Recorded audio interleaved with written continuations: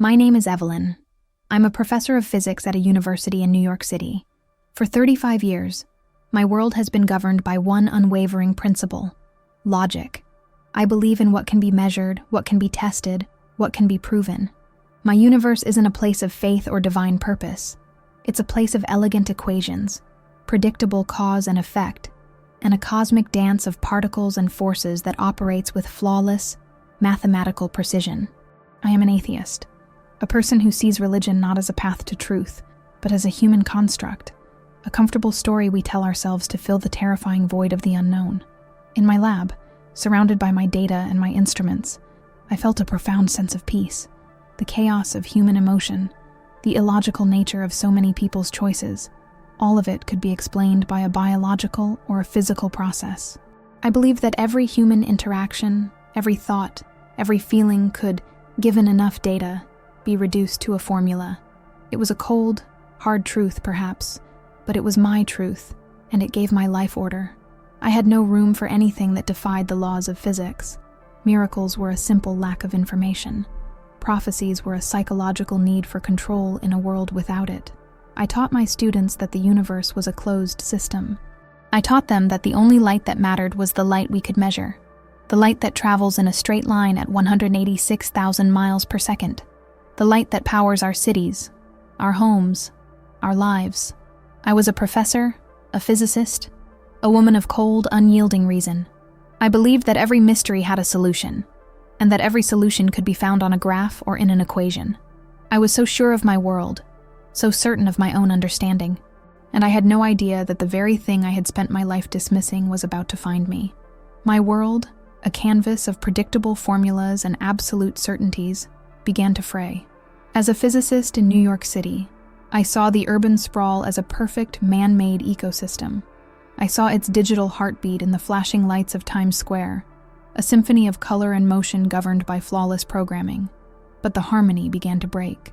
The lights of the digital billboards would flicker and dim in unison, not from a power surge, but with a strange, unnatural rhythm. It was a digital glitch that felt more like a shudder, as if the city itself was nervous. I would try to analyze the patterns, running models and simulations, but the data was impossible. The numbers defied every law of probability in physics. The anomalies weren't confined to the city's technology. In my laboratory, the very heart of my rational world, my instruments began to lie to me. My gravitational sensors would register unexplainable fluctuations. My energy meters would spike with readings that had no source. I'd spend hours running my experiments again and again, convinced there was a simple error in my equipment. But there wasn't. The data was perfect. The universe itself was showing me numbers that shouldn't exist. It was a chaotic, beautiful symphony of impossible results, and for the first time in my life, I couldn't find an equation for it. The glitches weren't just in the instruments. I began to notice changes in the natural world, too. The sky over New York, a predictable tapestry of clouds and blue, began to show colors that defied all atmospheric science. At twilight, the horizon would sometimes burn with a strange coppery hue, a color so beautiful and so wrong it made my hand shake. I would run back to my lab, my mind racing, trying to find a logical explanation. Was it a new kind of atmospheric particle? A strange solar event? I clung to logic, but every day the world defied it more and more. I also began to feel a shift in the people. I had spent my life studying human behavior, seeing it as a predictable chain of chemical reactions, and I began to feel a growing sense of unease, a low-grade, simmering anxiety that was affecting everyone. The constant flow of the city was now tinged with a subtle, collective anxiety that I couldn't explain with any known sociological model. I couldn't put it into words. It was a spiritual tremor that was spreading through the soul of the city, a condition I had spent my life dismissing. My science, my voice, my entire purpose was challenged by these events. I was supposed to be a translator of the universe, but I was witnessing a universe that spoke a language no one could understand. I tried to find a logical explanation. Was it a new kind of subatomic particle affecting our electronics? Was it a collective hysteria? I clung to logic, but every day the world defied it more and more. I, the scientist who believed only in what could be measured and proven, was beginning to feel a spiritual presence I could not name. a spiritual emptiness that was now being filled with a terrifying, undeniable truth. My lab, my city, my life was about to be remade, and I knew, without a single doubt, that I was just a brushstroke in a story far bigger than my own. Have you ever noticed strange things happening in the world around you that no one else seems to be talking about? A weird sound, an unexplained weather event, or a feeling that things just aren't right? Share your experience in the comments below. The world of my science, a universe of absolute certainty and flawless precision, was about to be obliterated. I was in my laboratory, the one place where I had always felt a profound, unshakable sense of control.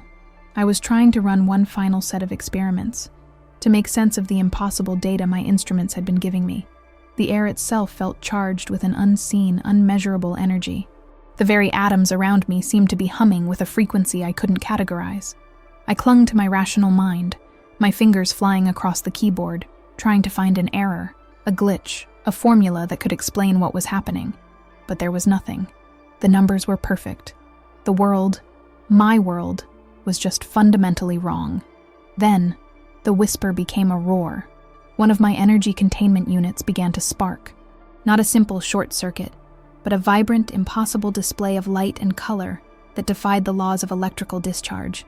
I stared, my mind racing, trying to find a logical explanation. I saw a cascade of impossible events. The magnetic field around the unit began to fluctuate wildly, my sensors screaming with data they could not compute. My calculations were useless. My theories were worthless. A high-pitched, unearthly shriek filled the air, not from the alarms, but from the equipment itself, a sound that felt more spiritual than scientific. Then, with a blinding flash, the unit exploded. The chaos was a symphony of destruction. Glass shattered, metal shrieked, 1,000 alarms blared in a deafening, futile cry, and in the midst of it all, for one searing, perfect moment, I felt a white-hot agony that consumed my entire being. It was the end of a physical existence, the death of a body I had always seen as a simple biological machine. And then, there was nothing. No pain, no sound, no light, just a profound, absolute void. For a moment, there was a flash of white-hot pain, a pain so complete it filled my entire universe. And then, there was nothing. The noise was gone. The pain was gone. The world was gone. I wasn't in the chaos anymore. I was somewhere else. I was a point of consciousness, a wisp of being floating high above the destruction. I looked down and saw my body, a small, broken thing caught in the rubble.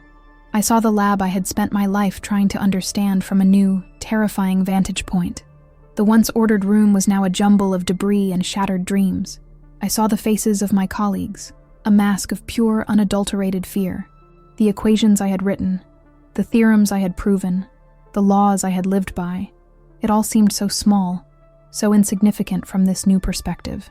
The atheism I had held for so long, the belief that every phenomenon had a logical explanation, was completely, utterly gone. I was not a machine that had failed. I was a consciousness that had escaped. The spiritual void, the one I had so confidently denied my entire life, was gone, replaced by a profound, breathtaking clarity. This was what it meant to exist. This was what I had been searching for. I floated higher, a silent, weightless observer. The chaos on the ground below me felt distant, like a scene in a movie. The alarms were just background noise. My body, my intellect, my beliefs, it all seemed so small, so insignificant from this perspective. It was a final, undeniable truth. My physical life had ended, but my existence, my true self, was just beginning. It was a feeling of pure freedom, a release from the weight of a world I had never truly belonged to. I was just consciousness, untethered and boundless.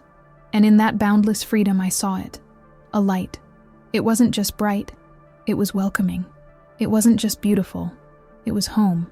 And with a gentle, irresistible pull, I began to move toward it. Have you ever experienced a moment in your life where you felt a complete shift, as if you were suddenly outside of yourself, watching from a new perspective? Share your story in the comments below. The chaotic symphony of the laboratory explosion was gone, replaced by a profound, breathtaking silence. But this silence wasn't empty. It was filled with a soundless music I could feel in every part of my being, a harmony made of pure, unconditional love. I wasn't flying. I wasn't falling. I was simply moving, with a gentle, graceful ease, toward the light I had seen. It was not a distant point of light, but a vast, golden river of warmth that seemed to flow from an unknown source. My scientific mind, the very core of my being, was trying to categorize it. It had no temperature, no mass, no measurable frequency. It defied every law of physics I had ever known. As I moved closer, I felt a familiar skepticism, a lifelong doubt I had held so dearly, begin to melt away like snow under a warm sun. The spiritual void, the feeling that every phenomenon had a scientific explanation, it all disappeared. This light was home. It was the answer to every question I had ever asked. It wasn't just bright, it was a consciousness, a living entity that was reaching out to me. It didn't just illuminate the path, it was the path itself. I was no longer an observer. I was a part of its essence. The light was made of every particle, every wave, every truth that ever existed, all woven together in a tapestry of perfect, crystalline understanding. And then, I felt known.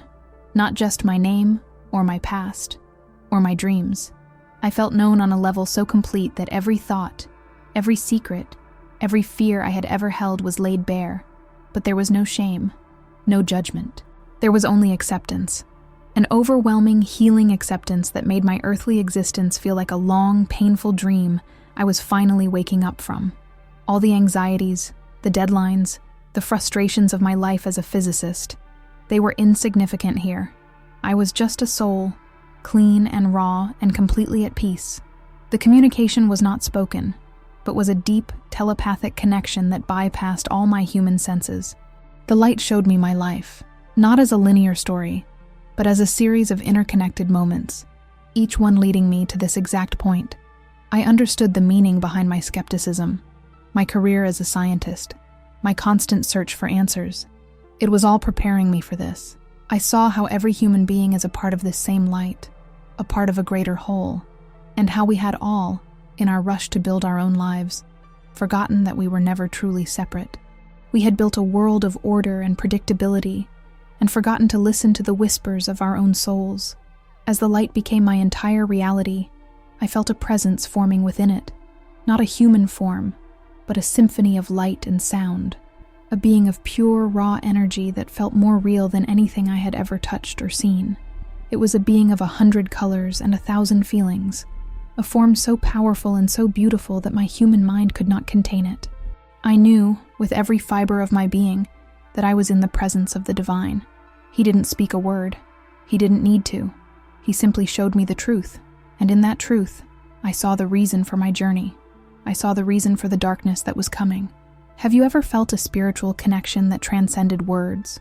A moment of peace or understanding that seemed to come from beyond this world? Share your experience in the comments.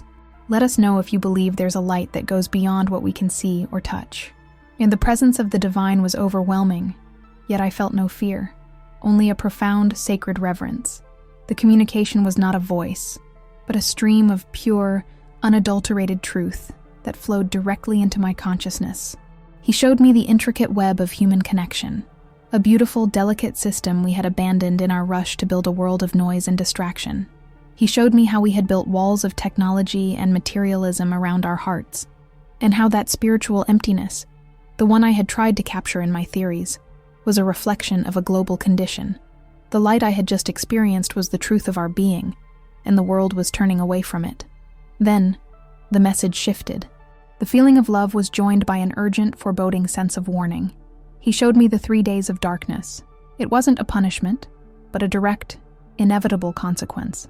The darkness was a forced reset, a final act of grace to pull us back from the brink of total self-destruction. In this vision, I saw our world, once a network of light, now plunged into absolute, chilling blackness. I saw every single electrical grid on the planet fail at once. Every phone, every computer, every screen went blank. There was no light, no communication, no signal, no sound of a city's constant hum, just a sudden, terrifying void. The air was filled with a cold, spiritual silence, a moment of profound truth where humanity was left with nothing but itself. He showed me the chaos that would follow, the panic, the fear, the isolation. But he also showed me the chance for a new kind of light, a light that comes from within, a light that shines through a kind word, a shared meal, a helping hand. The 3 days of darkness were not the end of the world. They were the end of our old world, a period of purification, a moment for us to learn how to exist without the distractions, the lies, and the comfortable screens we had come to hide behind. It was a choice, a final opportunity to find our way back to each other and to the true light that was always meant to guide us. Then, the details of the prophecy were imprinted on my soul, a series of 3 final, unmistakable signs that would signal the countdown.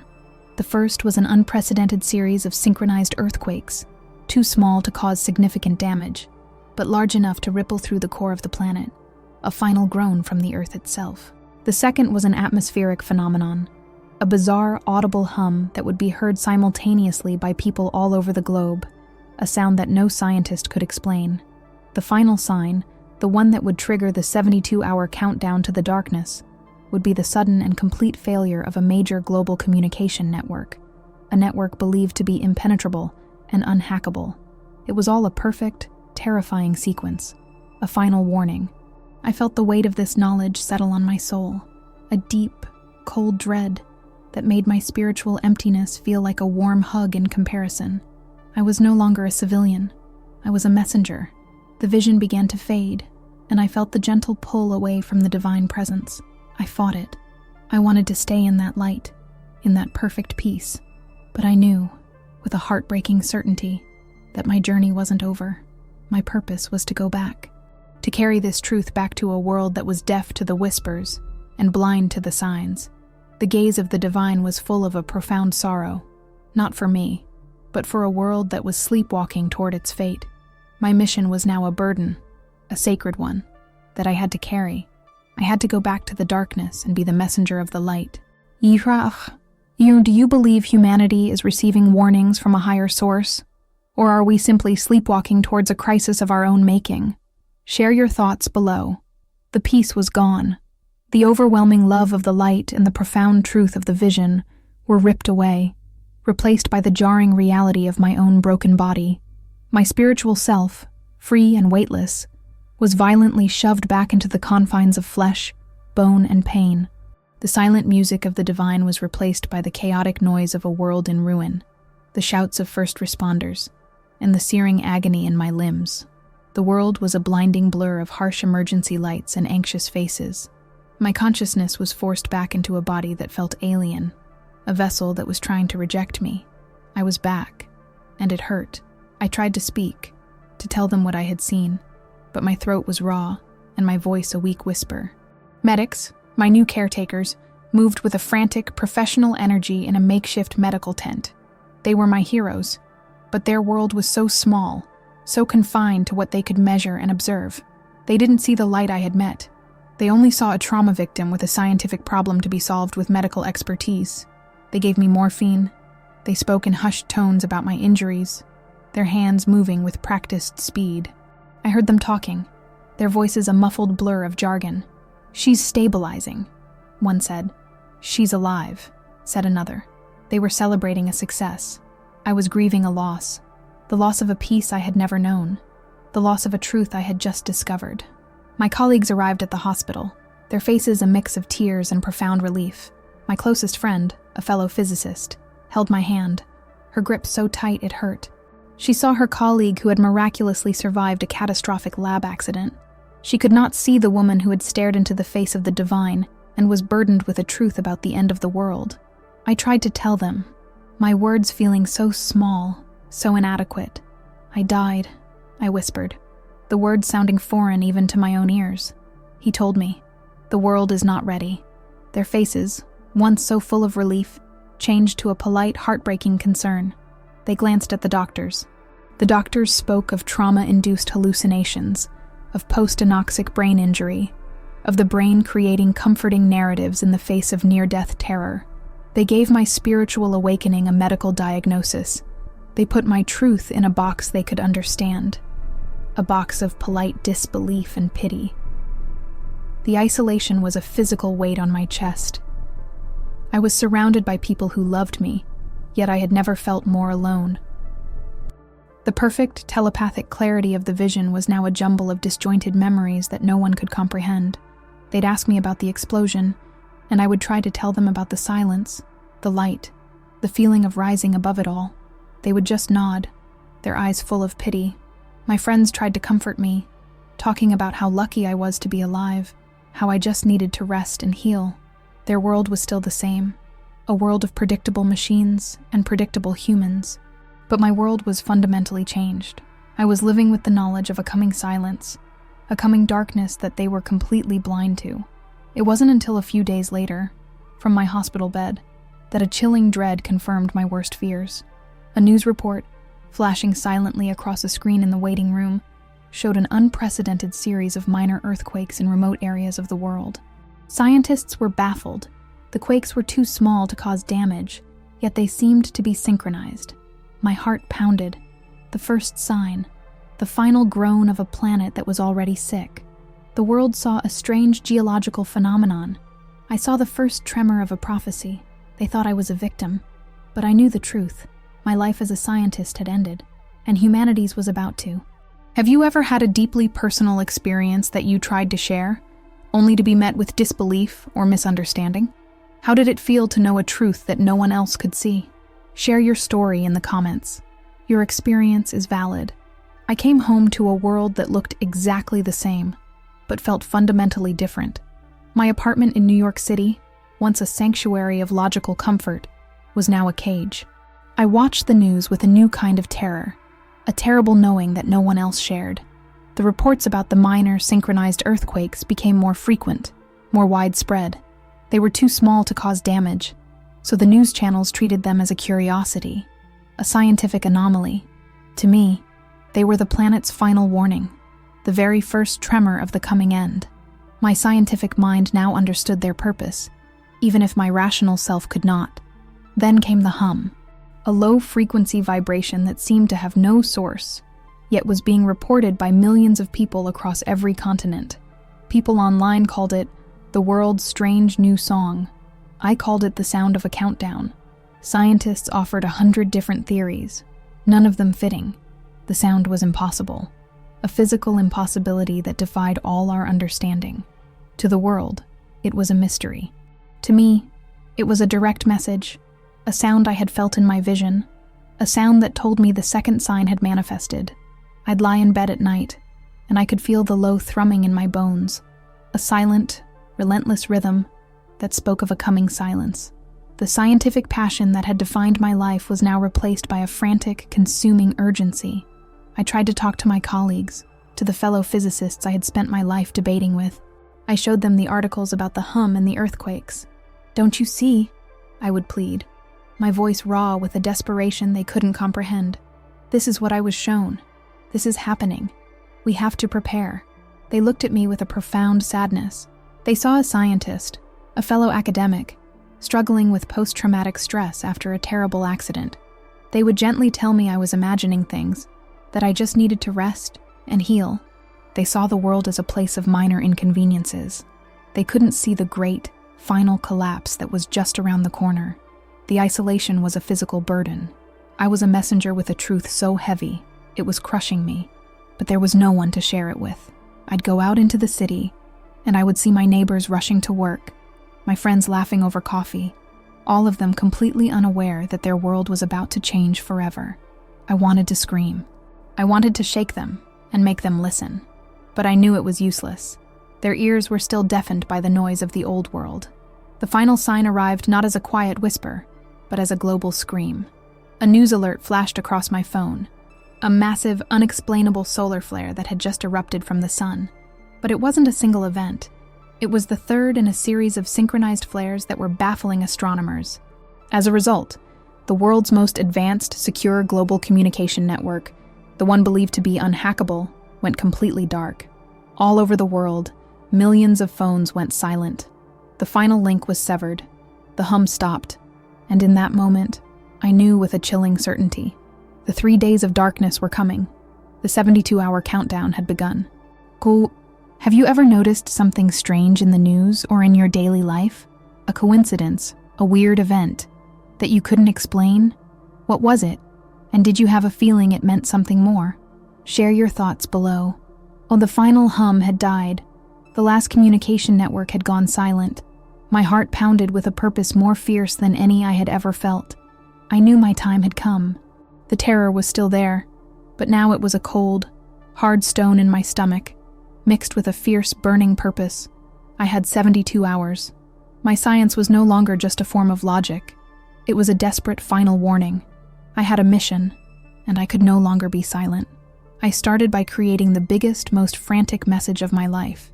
My mind, a place of equations and theories, now worked on an emotional, spiritual level.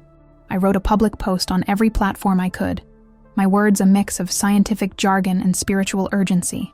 The solar flare was not a random event, I wrote. It was the third and final sign. The global blackout is coming. Find the light. The message was shared millions of times.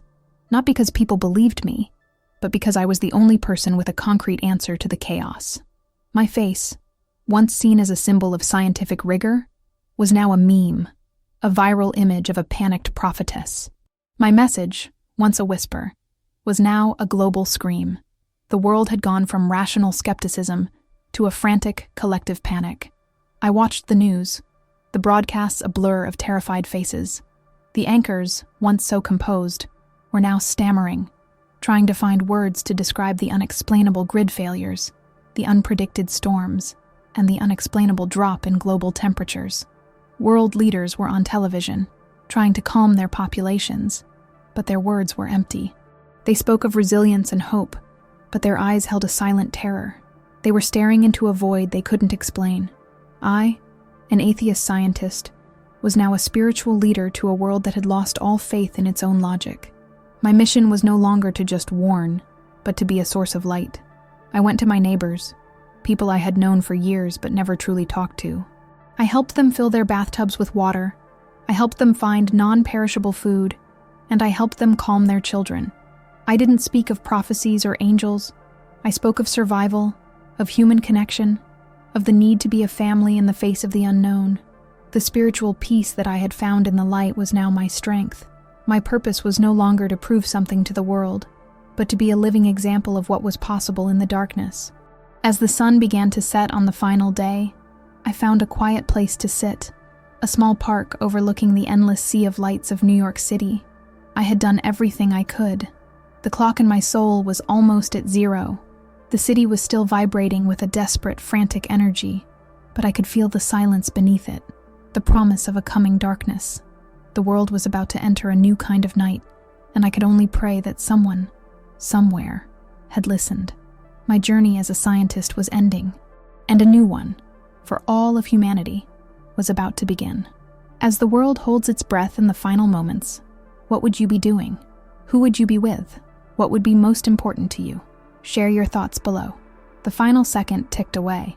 The 72-hour countdown came to an end. It wasn't a slow flicker, a gentle fade to black. It was a violent, absolute cessation of all light. Every screen, every light bulb, every digital clock across the globe went dark in a single silent moment. The world, my city, my life, was plunged into an absolute chilling blackness. The sound of the city, the constant hum and roar of a million machines, went completely silent. And in that terrifying, total void, there was a profound and absolute peace. The darkness was not just an absence of light, it was a physical presence. It was a spiritual void, a force that forced every human being to confront their true selves. The comfortable distractions, the social media feeds, the glowing screens we had used to avoid each other, all of it was gone. We were left with nothing but ourselves. The silence was deafening, broken only by the sound of human fear, the first frightened cries of people who had been unprepared. But in the midst of the chaos, a different sound began to emerge, the sound of a voice, a comforting whisper in the darkness, my own voice, talking to my neighbor, telling them it was going to be okay. I had come back from the other side to be a source of light, and in the darkness, I understood what that truly meant. The light I was meant to carry was not electric, but spiritual, It was a light that shone through my compassion, my comfort, my willingness to help a scared and lost humanity. I saw my mission not as a warning, but as a final act of love. I saw others, those who had listened to the warnings and prepared, becoming leaders in their own communities, their inner light shining through the physical darkness. The darkness was not a punishment, but a test. It was a crucible for humanity, a chance for us to find the light that was always within us. And then, just as the prophecy had foretold, the dawn came. It wasn't a sudden, jarring burst of light.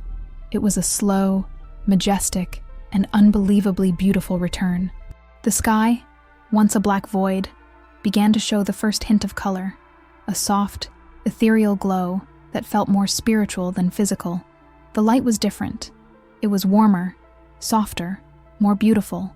The sun rose over a changed world, a world that was physically the same, but spiritually and emotionally reborn. The darkness had done its work. It had reset humanity. It had torn down the walls of distraction, and it had forced us to find our way back to each other.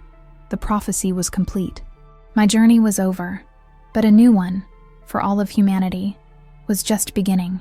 The streets were filled not with fear, but with a quiet, solemn gratitude.